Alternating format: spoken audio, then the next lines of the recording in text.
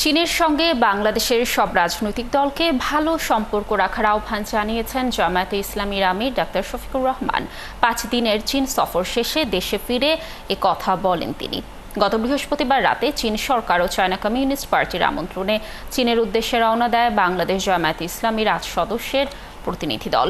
সফর শেষে ঢাকায় ফিরে বিমানবন্দরে সফরের অভিজ্ঞতা তুলে ধরেন দলটির আমির। তিনি বলেন, এই সফরের মধ্য দিয়ে চীন বাংলাদেশের দ্বিপাক্ষিক সম্পর্ক আরও ঘনিষ্ঠ হবে।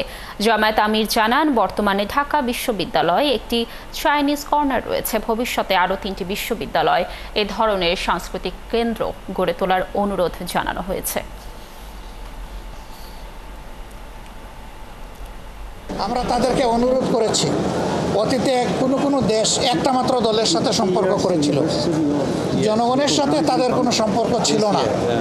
কিন্তু আমরা তাদেরকে অনুরোধ করেছি যে না, আমরা চায়নাকে দেখতে চাই G2G, P2P, অর্থাৎ তারা সরকারে মিলবে, আবার তারা জনগণের সাথেও সম্পর্ক করবে। এর পাশাপাশি আমরা বলেছি অ্যানাদার P2P, সেটা হচ্ছে পার্টি টু পার্টি, এবং এখানে কাউকে সেগ্রিগেট করার, আলাদা করার দরকার নাই। সকল পার্টির সাথেই আপনারা এঙ্গেজ হবেন।